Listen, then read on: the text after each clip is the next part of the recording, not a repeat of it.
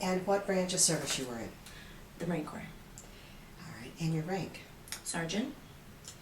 And where you served, basically? Mostly Camp Lejeune, North Carolina, and then a little bit of time overseas in Iraq. And do you remember where specifically in Iraq? It was 40 miles south of Baghdad, and our base, our FOB, was Camp Kalsu. Okay, FOB? Forward Operating Base. Did you enlist? Yes. And where were you living at the time? I was living at home. In? Maybach, New York. Thank you. And why did you join? I graduated high school, and I was very lazy, and I thought that discipline and obedience was what I needed. So a friend of mine who was already in had recommended it to me. I had no idea what I was getting myself into, and I said, where do I sign? Do you recall the first day of service? Of actual service or boot camp? Well, we can do, let's do boot camp. Okay. Let's talk about boot camp. Yes, I do remember. I remember specifically when I left my house, and I remember probably the most distinct was on the bus right before we got there. Actually, wait, the plane ride, and it was all like fun, and I thought I was going on vacation. And then when we got to North Carolina, as soon as we got off the plane, they were already waiting for us.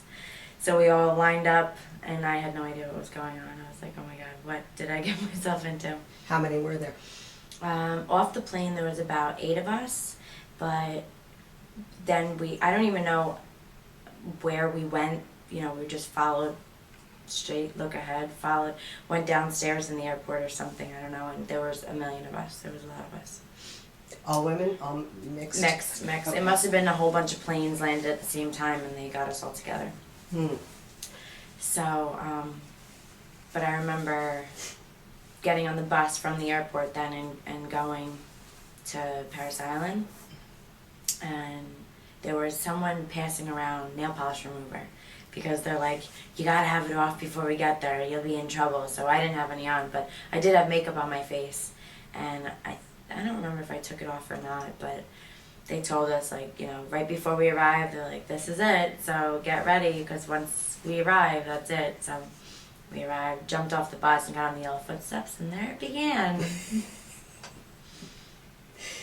Can you tell me about some of your instructors, or do you remember any of them? I do. I remember names. Yeah. Okay. I remember Staff Sergeant Catledge, who was one of our drill instructors. I remember Sergeant Pointe, who was another drill instructor, and then our senior drill instructor, Staff Sergeant Smith. That's embedded in my memory forever. And Sergeant Barrett. And there's maybe a couple more, but that's what I remember off the top of my head. How did you get through boot camp experience? How did I get through it? Looking back now, it was mind over matter. I realized that, and it was all fun and games, and it's very funny to think of now, but it was, while I was there, I wanted, you know, it was very strenuous and emotionally. During the day, you didn't have time to cry or think about anything, but at night, when you finally got into the rack, that's when you were like, oh my God, and if you wanted to cry, that's when you would cry then. But during the day, you had so much going on that it was just, you would go from chow to chow. That's how you would get through your day. You're like, all right, breakfast is over, when's lunch? So, just a lot of physical, enduring training, and that's really all it was. And it was just, there was no right answer. You were always wrong, and you were always going to pay for, even if you did nothing, in the sandbox and stuff like that. Okay. Which war you said you served in Iraq? OIF 2. OIF 2. And you don't remember exactly where you went other than 40 miles south of Baghdad? Yeah, I remember we landed in Kuwait City, and we stayed there for a little bit. Okay. And then we got on a military flight into Baghdad. Mm-hmm. So we arrived in Baghdad, and we stayed there. I can't remember the name of the base, that we stayed there for maybe about a week. Okay. And that was, you know, that it was very quiet there, really. So we stayed there for about a week, and then we got on 7 tons who came to pick us up. Mm-hmm. And we took a nice, probably about a 40-minute ride south to our base. Okay. And that's and then we got there. What was the name of the base? Do you remember that? Camp Kalsu. Kalsu? Kalsu. Kalsu. Okay. What was your job and assignment? I was communications field. I was field radio operator. Okay. So Tell me something about that. It's just back in Camp Lejeune, like all the training, it's just a lot of classes and cleaning and not so much fun. Mm-hmm. But once you're in the war zone, it's not so much fun, but it's more interesting and lively. Okay. So we would set up communications for the patrols that went out and the 7 tons and any mission that went out. We set up comm on the base so that we could talk to them while they were out. What type of radios did you use? We used VHF and UHF type radios. We had the Prick 119s, I can't remember the rest of the names, but Okay. Did you see any combat while you were in Iraq? yep. We had mortar attacks on our base. And tell me about that, if you can. Looking back now, Mhm. it feels like a dream, like that it really wasn't possible or like didn't happen. But even being there, it's just when the mortars came in, you're just like, oh my god. It was just more of like it happens, and then you get that rush after, and you're like, after you sprint to the bunkers, and you know, with all your gear, and then you're finally sitting there, and you're like all out of breath, and you're like, wow, you know, and then the shakes come on a little bit or so. How long did the attacks last? It depends. Usually you hear the first impact, and then you gather up your gear and as quickly as you can and take cover. And then usually it's maybe, I'd say anywhere between 6 to 10 more impacts. Could be a little less. It depends. Were there any casualties that you knew? I knew of a one major who got hit really bad. He was in his little hut. It was like a circular tent that he stayed in by himself, and we took incoming, and he was actually grabbing his gear and was about to go out the door to run to the bunker, and a mortar hit his door and blew him back, and he actually went through a lot of serious damage. Like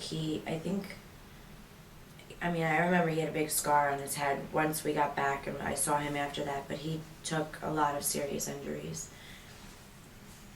Okay. Can you tell me a couple of the more memorable experiences of being in Iraq? Sure, but wait, before we go there, I just want to add a couple of experiences that I had with the mortars as well. Okay. So one time, we worked 8-hour shifts. Mm-hmm. So it was 7-hour, we worked 16-hour shifts.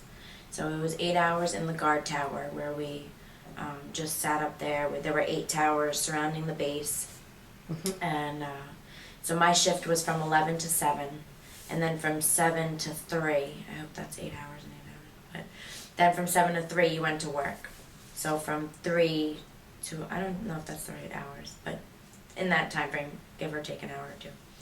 So, and then, so our off time. So it was our off time, and I was in my rack sleeping. And I used to take any extra like sheets or whatever I had and put them on the side of my rack, so it's more dark and quiet and private, and that way if anyone came in, you know, I wouldn't hear them or they weren't looking at me sleeping on it. So I was sleeping one time and I heard the impact, but I was so tired from working the hours that we were working, I just couldn't move. Yet I heard the noises, and every single time that it impacted, it was like the rush that I was saying before, like heat, and it was just like it impacted, and it was like, you know, just like, you're like, so I took the blanket and I pulled it up over my head, because I just, like, mortars could have came through the tent, and I just was so tired that I couldn't get my gear, you know, and I just thought pulling the blanket over my head was safe, you know, at that, I was so out of it. And after we take mortars, 10 minutes after that, air goes up, our air support, to go look for the guys who were bombing us. So I'm laying there, so the impact stopped, and I'm still in the rack, and then all of a sudden I hear the air, and I'm like, wow, we must have just took incoming. So about 2 minutes after that, knocking on the hatch, Mascolo! Mascolo! So I get up, and I go answer the door, and it's Corporal Conti? I can't remember his name exactly. But him and someone else, and they're like, what are you doing? And I said, sleeping. they're like, we just took incoming. And I was like, okay, well, what do you want me to do? Wake up the whole 10? They're like, they're already in the bunker. And I was like, okay, I'll get my gear. So I grabbed my gear, and our bunker was attached to our tent. Like, we had the front door, and then at the end of the tent held like 18, I think we had 18 people in there. So at the end, the other door went straight into a bunker. So I like pulled over the curtain. I'm like, what's up, guys? Did you forget about me? So I figured that once we took the incoming and with them getting up and shuffling all around to get all their gear, that must have woke me up, but not enough to where I knew what was going on. So I was like just disoriented. I don't know. It's just, so I got in the bunker, and they didn't even know I was sleeping. So it's not like they intentionally left me in there. And then one more experience that I'll remember is walking to the guard towers at night. There was a certain time where it was like very strict on, we had to wear our Kevlars, but I didn't really like to wear the Kevlars all the time because I used to make a really nice bun, really, really big one, and the Kevlar didn't fit with my big bun. So when I had to wear my Kevlar, I had to take out my hair and make it into like a little knot that I really didn't like. But so walking to the towers, I used to have my Kevlar hooked into my flak jacket, and I would have my soft cover on with my nice, pretty big bun. And in my Kevlar, I would keep all my snacks and goodies that I was taking to the tower with me for the night, so I could stay awake, whatever, you know. So, and I had my camera in there. I mean, my Kevlar was packed. It had a whole bunch of stuff in there that I couldn't even fit my head in it if I wanted to. So I'm walking to the tower with Sergeant Seuss. So we're walking to the tower and we're talking. It's dark. It's nighttime. It must have been about 11 o'clock.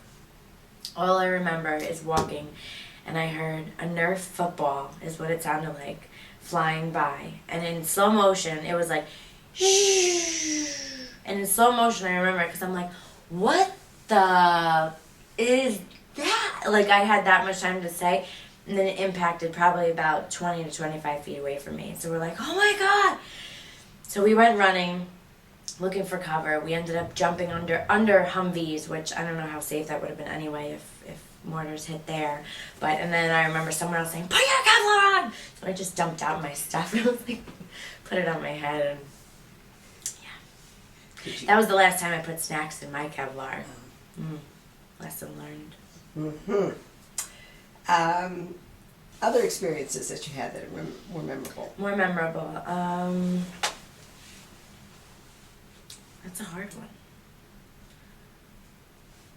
Coming home? Okay, well. Or are you saying while we were there? While you were there. While I was there.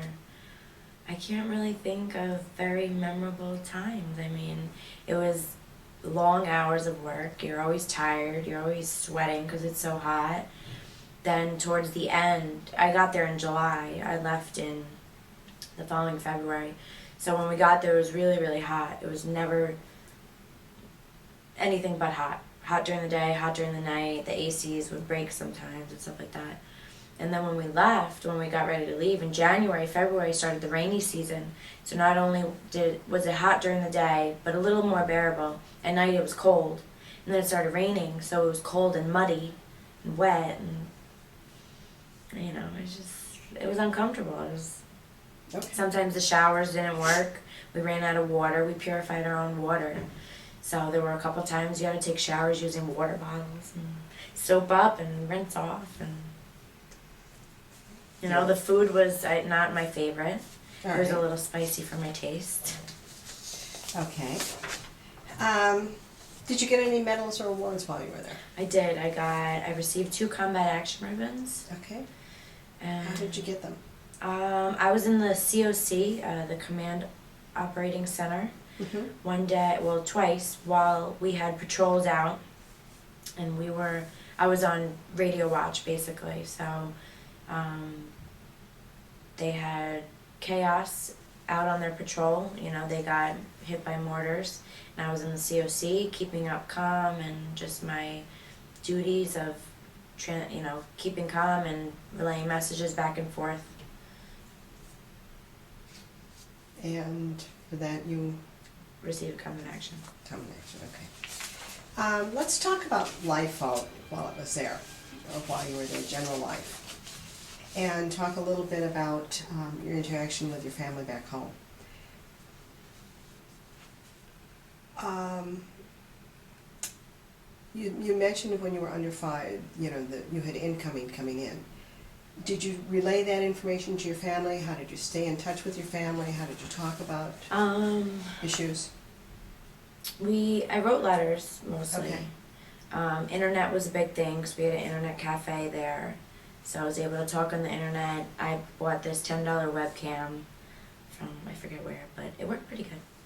So I was able to get on the webcam here and there, and then also we had the Iridium phones, the satellite communication, so we were able to call home with those as well. Okay. Your family, did they feel as if they were stressed out while you were gone? It was hard for me to really know what they were going through while I was gone, but I do know that they were stressed. But when I talked to them, obviously they didn't show how they were really feeling, because it was just, you know, it was just so good to talk to each other that you weren't sitting there telling them, oh my God, I'm so stressed out, like, I can't live with myself right now, because you're, you know, it's just happy to talk, see what's going on, try and comfort each other, and Okay. happy conversations. Happy conversations. Yeah. Now let's talk about the food. The food, we had, What type did you have? we had mostly, well, we had the MREs. Okay. The meals ready to eat, which were really pretty gross. But, you know, at certain times they were alright, like the beef ravioli or crackers and cheese were my favorite. The peanut butter wasn't bad. But if you weren't unlucky, see, I don't like spicy food, so if you were unlucky to get the spicy meals, you know, it's just downhill. It's like heartburn city, really. But so we had the MREs, and then also we had a chow hall, and we had cooks in there. I think, I can't remember, it starts with a K of like the company that they worked with. Okay. I can't remember the name of it. Or maybe those were the Porta John helpers. I can't remember. But so they were Indian cookers, so a lot of their food was really spicy, and it was a lot of like rice. You know, we had chicken and stuff, but everything was spicy. So I wrote letters. I'm like, Ma, please send me some Pepsid AC. And I just can't. I mean, especially out there, you're only drinking water, and I feel like you have spicy, you drink water, it only makes it worse. So I wasn't too fond of the food. Okay. Did you get food from home? Yes. What did they send you? I got lots of snacks. I got Twizzlers, I got granola bars, I got little cereal boxes. I got everything. Anything. I'm trying to think of, I mean, really anything. Anything I asked for. My mom was always good at sending good snacks. Okay. Supplies. Did you have plenty of supplies while you were there? We did. My mom sent me a lot of my stuff, like, you know, razors or just like stuff that I need, personal hygiene. But also there was a lot of organizations and groups that sent us care packages, and especially for the girls. Like, they sent stuff for the guys, they sent stuff for the girls, and it was loaded with shampoo, conditioner, body wash, razors, perfume. Like, you could even find maybe some lipstick in there. I don't know who's gonna wear lipstick, but you know, you could find a lot of stuff like baby wipes and powder and lotion and, you know, bug spray, anything you can imagine. We had a lot of that. Now, with the food part, we had a mouse problem, lots of them. So, I had my food out for a while, and then I had to start locking it up in my sea bag because the mice would come eat it. Mm-hmm. Somehow they found their way in there. I thought I secured it up nicely. So not only was my food gone, but they left me these little pellets in my sea bag. So I was mad. So we got mouse traps.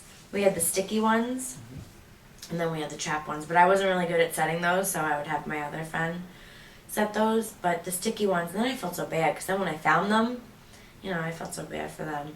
But, yeah. How about military supplies? Military supplies.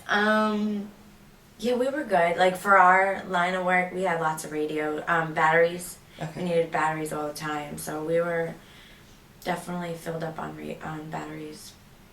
And I can't really think of any other supplies that we really needed for work. I mean, you know what we did? We packed up pencils and pens, and before we left, like, we went shopping at the little Serve Mart.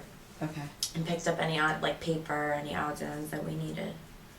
Did you have a BX or PX Not on your fob? No, not on our fob, but before we got there and after the other places we went, they had a PX. Okay. Yeah. And you could get things there. Did you feel any pressure or stress while you were there? Maybe just like stressful living. It was really hard working, 16-hour days, and then you think by the time you get back to your tent and you have to put your laundry in. Then we had a laundry trailer, so you would gather up all your stuff and walk it down to the place. And usually you can get it back within 3 days or 2 days, depending on. But so you get back. If you have laundry, you got to go do that. You obviously want to take a shower because you've been up for 16 hours and you smell like dog. So that 8 hours that you have left, it quickly diminishes, and you end up sleeping, 4 or 5 hours. Who did your laundry? I think it was an outside company hired. Kind of like, Okay. not like Blackwater, who, they drive the Tahoes in Iraq, but, just like a private company hired. Like the Porta Johns. The Porta Johns were cleaned by an outside company. Were they Iraqis or? I can't remember. international? No, I think they were, I know they weren't American, but I don't know. They may be an international company. Okay. Is there something that you took as a good luck charm while you were there? Before I left, my neighbor gave me a necklace with St. Christopher. Mm-hmm. So I had that, and then also my aunt had given me a cross before I went, so I wore those 2 items while I was there. Do you still have them? Yeah. Okay. Yeah. Talk about people in the entertainment business or entertaining themselves. How did people entertain themselves first? How did your friends and peers entertain themselves? Just like regular activity. I mean, we had a gym there. So on your off time, that 8 hours, which you should want to be sleeping, but people went to the gym and went to the internet cafe, where we had computers set up. Mm-hmm. So they would do that. And other than that, just, hang out and BS. How about professional entertainers? Did any come No, through? nope, we didn't have. Oh, you know what? We had Geraldo. Mm-hmm. The news reporter, but I didn't get to see him. Apparently, he was on our base and doing the messages that you send home for Christmas, like, "This is Jen, Merry Christmas, love you guys, see you soon," those things. But Okay. But you did not get to be part of it? no. Did you have leave while you were there? No. No leave. While you were in service, did you do any traveling? And where did you go? Yes, I did. I went to Reno, Nevada Okay. with the Marine Corps bowling team for a week. Tell me about that. That was nice. It was fun. It was a paid expense trip. You have to pay for your gambling, obviously, but we stayed at the Circus Hotel in Reno, Nevada. And it was very small and grungy. And I hear it's like the dirtier part. It's like Vegas but dirtier. So I'm like, probably wouldn't go back there. But so it was fun. The bowling, we bowled a lot, and I wasn't the best one out there, but I did have fun. Okay. So. Other locations that you traveled to? While I was in California for comm school at 29 Palms, on the weekend I got to go to LA, and I went to Disneyland one weekend. I went to Palm Springs, which is maybe like a half hour away from there. I met my mother there. She flew in, and I stayed with her the weekend. I think that's about it for LA. Okay. Any particularly humorous or funny events that transpired while you were in service? Sure. Lots of them. Can you share a couple of them? Sure, I can. Specifically some of Okay. those overseas. Yeah, I got a perfect one. Okay. So, when we arrived in Kuwait City, and you hear the big thing about the whole sandstorms, well, we arrived in Kuwait City, and I don't know what we were doing. There was a whole bunch of us, maybe 5 of us, and we were going to grab chow. And now all the porta-johns are lined up, and they're all interlinked. So maybe 5, sometimes you'll find like 10 all hooked up together. So we were getting ready to go to chow. first we were going to make a head call. So the 5 of us went over. I remember the one girl, but so the 5 of us went over to the Porta-Johns, and believe it or not, only one had to go. We had to use the buddy system. So she went in the Porta-John. All of a sudden, she was in there, I don't know, 5 minutes, whatever. So all of a sudden, all the sand started picking up, and it was a little sandstorm that we had going on. It was like wind. You couldn't see anything. So we all turned away because we didn't want the sand to get in our face, our eyes, whatever. And then when we looked back, after it stopped, it settled down, and it was all clear, we turned around. We're looking for the Porta-Johns. We're like, so what had happened was, now in the meantime while we're looking for him, we hear, "Hi, ah!" We hear this like screaming, but like muffled. So we're like, then we realize the wind actually blew over the Porta-Johns with the girl still in there. So we're like, oh my God. So we run over as she's like banging on the Porta-John. And it was closed on the door, so she couldn't even get out. We had to like push them back up and pry her out, or like we pulled off the top of the Porta-John. So yeah, so basically she was caught with her pants down, and she was covered in blue. So we nicknamed her the Blue Smurfette. The Smurfette. So that was a pretty good one. Others that you might have. Others.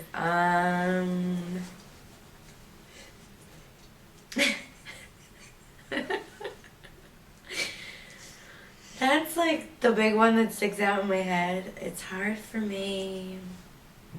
I don't know. I'm trying to think if this would be funny or not. Go for it. No, I don't think it's funny. Okay.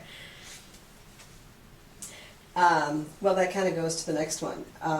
What were some of the pranks that you and others pulled? Pranks. Well, I didn't pull it, but I heard about this one. Okay. It was my group. It was my section, so I'm able to tell. And which section was that? I was S6 radio. Okay. So we have the big group, 8th Communication Battalion, and then broken that down from that is each group. Like you have support, you have the S6, which is radio, the S4, which is logistics and stuff like that, the S1, which is administration. So my S6 was the radio, and then in the S6 comes the radio, the wire, and the JTF enabler, which is just like satellite stuff that they do. So anyway, so in my radio department, so there was these 2 guys, and one pulled a prank on the other one. So at the chow hall one day, they were serving, it was like lobster night or something, or fish night, or seafood, I don't know. So one of the guys brought back his fish bones, or like the lobster shell, or something, I don't remember what it was. And he went back to the tent, and he stuck it in the bottom of this guy's pack. So it was stinky.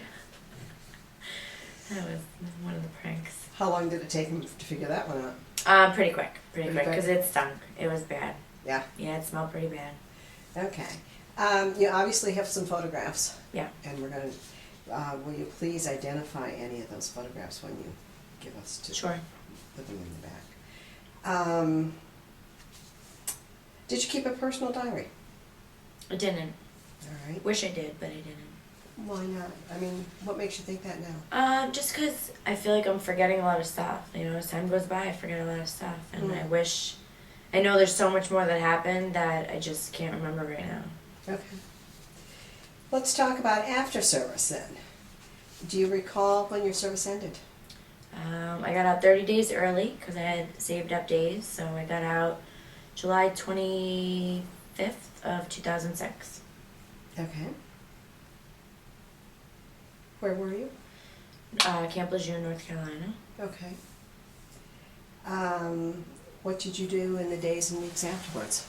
Well, I got out the day that I picked up my DD-214 from GPAC, Okay. which is the group administration department, whatever. I jumped on 95 and came back to New York. So I got home, and for about 30 days, I did nothing. I just hung out home, really did nothing. I think I went out I went out, the first time I went out when I got back was probably like a month. So it was August 25th. It was actually my EAS. And I met up with my good friends from high school. So, and then in September, after 30 days of doing nothing, I figured I should probably do something. So I enrolled in Westchester Community College, and I went there for 2 years. In my second semester of the first year, I realized what I wanted to do with my life. I realized that I wanted to become a math teacher and get my degree in math education. So I finished Westchester. I graduated 2 years. I graduated in 2008. And then after graduation there, I transferred to Manhattanville College, where I currently am. And I'm planning to finish and be working maybe the spring of 2012. Are you using the GI Bill? Yeah.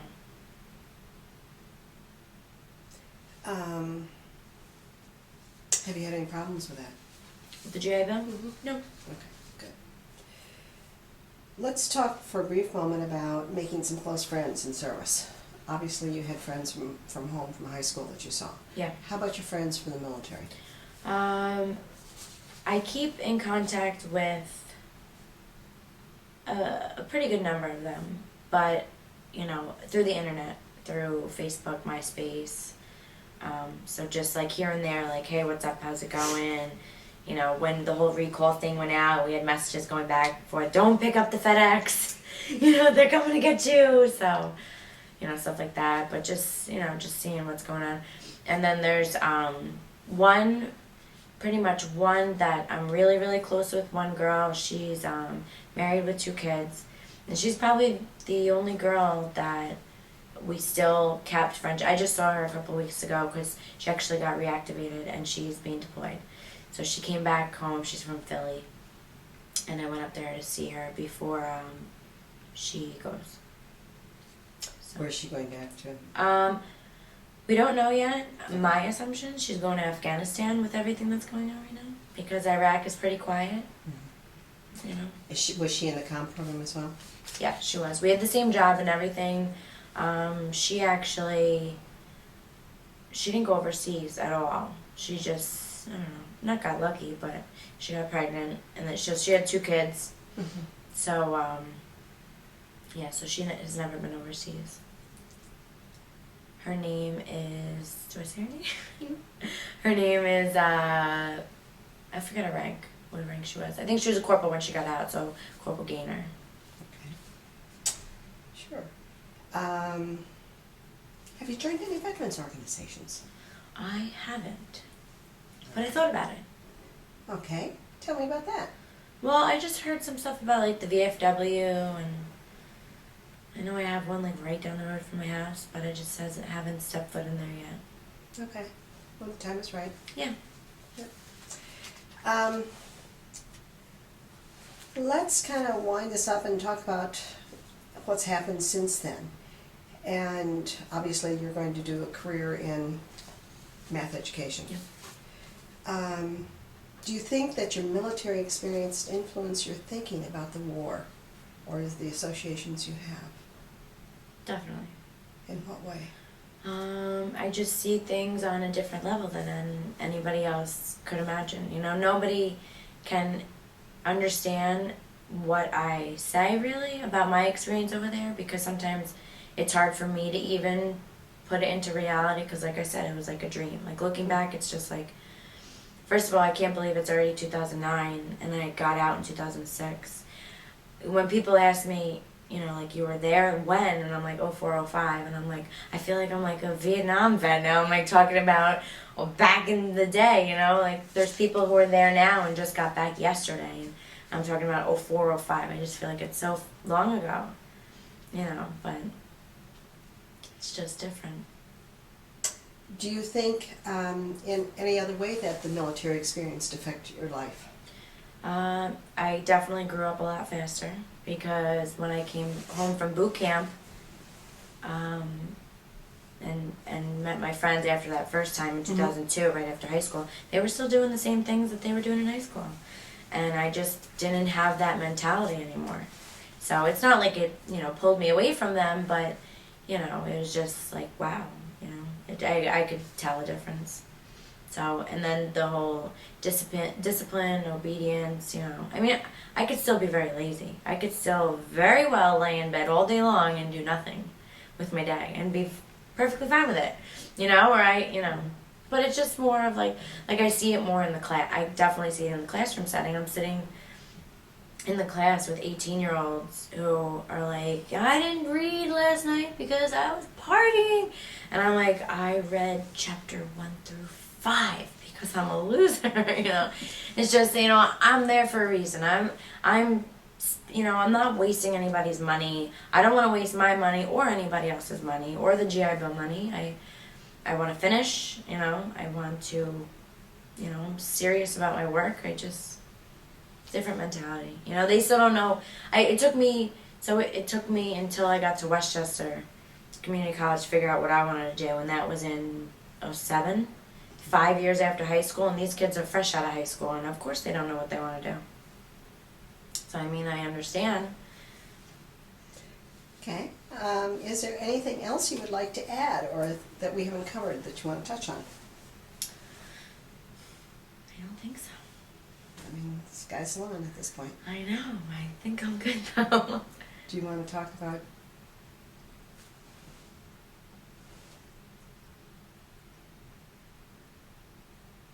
in case I have to edit it? Okay.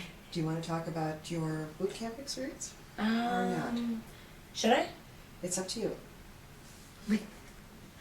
I don't know. It doesn't matter. I mean, it obviously left an impression on you. Yeah. Which one? The one about the. Mm-hmm. About the. About that. So if you want to add it in, you can. If you want to leave it off, you can too. I'm trying to think, because I'm like wondering who's gonna really see this. You know, like I probably wouldn't want my dad seeing it. Okay. Then let's leave it off. Okay. Let's leave it off. All right. Then I think we are done with our questions. If you have nothing to add. Wait. Okay. We have to, in case they have to edit it. Okay, let me get ready again. How's my hair? Beautiful. Okay. So in case you need to add anything extra. Nope, I think I'm good. Okay. I thank you very much for doing the interview. Thank you. And thank you. We will make sure you get a copy of this.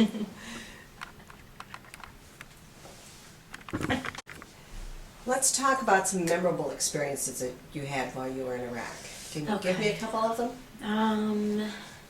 So the first one that I remember is we had this translator. Her name was Mary, and I forget exactly what she was, if she was Iraqi or I don't remember, but I know that she spoke fluent, like she was able to translate, so she must have been Iraqi, I don't know. So she ended up living in our tent with us, and she basically was amazed with all of the goodies of all like the feminine products and everything that we got shipped. Like, just I don't even think she knew what a tampon was, or if she used anything. Like we still didn't even know. We're like, does she even like maybe we should give it to her, because we didn't even know what she was doing, because she didn't even know what it was.